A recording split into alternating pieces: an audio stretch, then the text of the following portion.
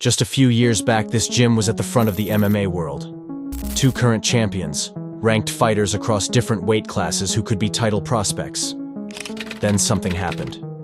And this gym began falling as quickly as it rose. This is the story of City Kickboxing. Year is 2019. At UFC 243, New Zealand's Israel Adesanya is set to unify his interim belt by going against a future middleweight Hall of Famer Robert Whittaker. This was a mega fight due to both fighters representing countries in Oceania and Israel Adesanya's electric kickboxing style, dance routines, and trash talk attracting many new fans. He put on a show by stopping Robert Whittaker and unifying his belts. Just a few months later at UFC 245, Alexander Volkanovski was set to fight for a title against one of the featherweight division's GOATs, Max Holloway. He won a unanimous yet controversial decision and became the featherweight champion. What connected the two? That they were teammates in a relatively unheard-of gym at the time in New Zealand. With Dan Hooker also going undefeated in 2019 and promising young title hopefuls like Kai Kara France, all eyes were on this gym. New Zealand's City Kickboxing. Everyone was enamored with how a gym in a small nation of 5 million people was storming into UFC this quickly. These guys clearly came to take over, and they were doing this at a breakneck pace.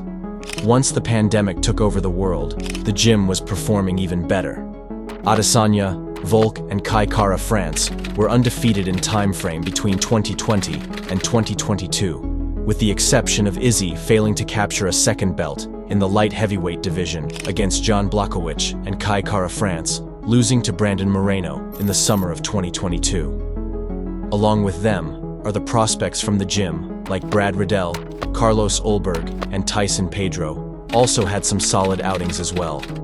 Many were trying to figure out the success formula of the gym. Athletes from this gym were noted by having efficient leg kicks they used to gauge distance and takedown defense in order to keep their opponents up to strike where they usually had the advantage, as almost all of their fighters are mainly strikers. But all things that go up must come down, and so did City Kickboxing.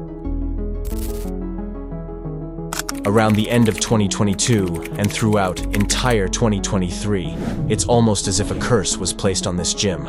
A lot of their fighters started to lose in a brutal fashion, and it began happening like a domino, starting with their worst fighters and reaching the cream of the crop.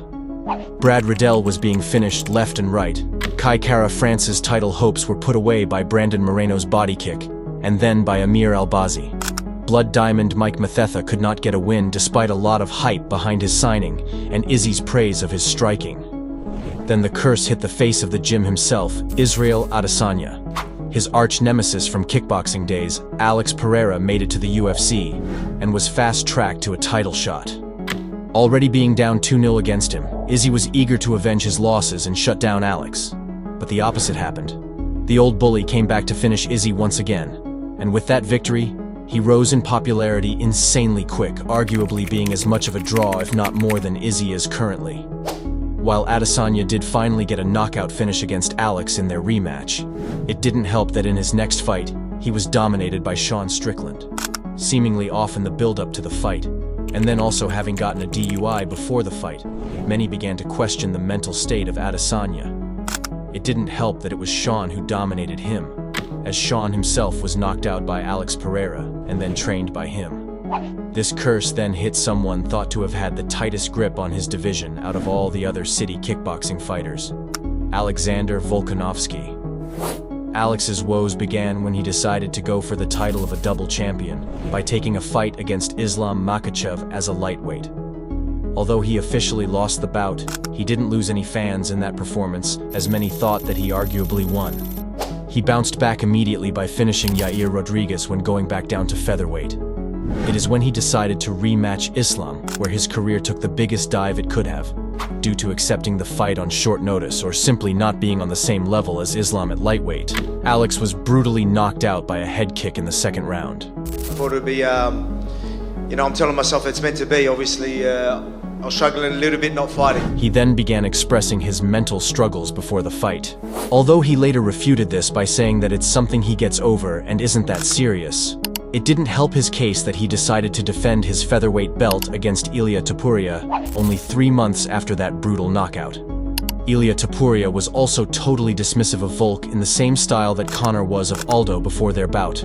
Many thought that Volk would go back to being a featherweight goat and would put young Topuria back in his place. Boy, were they wrong. Alex, seemingly once again not preparing well enough or being over the hill, was once again brutally finished in the second round. Only this time around, it was with punches and not a kick.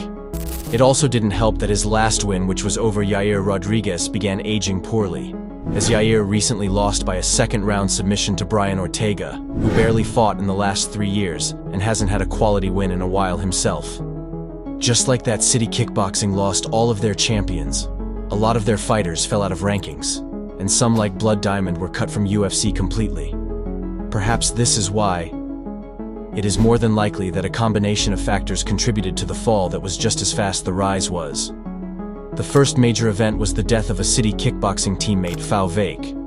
Fao unfortunately passed due to a strike from a coward that caused Fao to fall, hit his head on the concrete, and ultimately pass away.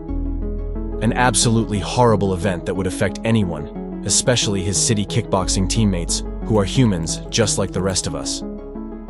To put in perspective, imagine that you're a bunch of trained professional fighters fighting at the top of the competition. Yet the nature of human fragility is such that even someone just like them, who trains with them and spars with them, passes due to a strike from a simple civilian who doesn't train nor compete.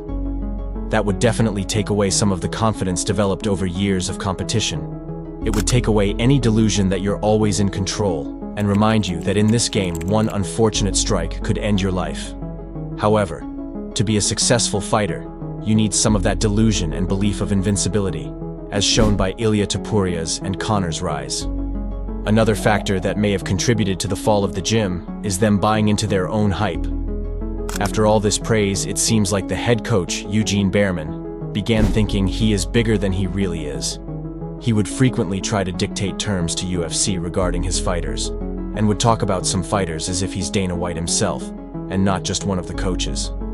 An example is him telling DDP that he has to go back in line for refusing to turn around 6 weeks after his fight against Whitaker, in which he got injured.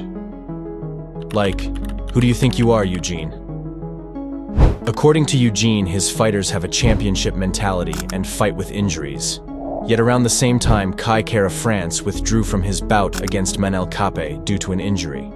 This is also shown by the arrogance of a lot of the fighters from the gym. Adesanya was overlooking Sean Strickland and paid the price, and as much as people love Volk, they have to face this reality. Taking Islam Makhachev on a 2-week notice, and then after being finished by a brutal head kick, taking Topuria on a 3-month turnaround, is the epitome of arrogance. Islam Makhachev is arguably one of the most dominant fighters in the game currently. To think that 2 weeks of training after you've been relaxing and drinking is enough to beat Islam is ridiculous. Taking a fight against Topuria so quickly also showed that Volk thought that his loss was a fluke and that featherweights could not possibly do that to him, only for him to get knocked out cold again. They also displayed a lot of arrogance when almost the entire gym was baselessly accusing Islam Makhachev of cheating in the first Volk fight. Yet no one from CKB ever produced any evidence, and they said why should they if Islam isn't acknowledging the accusation? I'm sorry, but the burden of proof is on you, CKB, not on Islam. CKB as a gym never acknowledged Adesanya's gyno accusations. So, why should Islam acknowledge this? Finally, the last factor in terrible recent performance of the gym is the fact that some of its fighters should have never saw the UFC octagon in the first place. Blood Diamond, despite his dubious record in terms of competition, was promoted as this killer striker similar to Izzy. Yet, he was getting outstruck by a grappler in his last UFC fight. Clearly, he only got the nod as a favor to Izzy and CKB and wouldn't have made it to the roster if he came from another gym. However, not all hope is lost for CKB. Izzy, unlike Volk, took a break from the rough 2023. He had been scheduled to fight DDP for the title on August 17, 2024, almost a year later than his Sean Strickland fight. Carlos Ulberg has been on a tear, winning by a finish in his last 6 fights, and Dan Hooker was undefeated in 2023. If Eugene Behrman reverts his focus back to coaching and not being a media personality, and if the athletes of the gym rediscover their hunger, they will go back to being one of the top gyms in the game.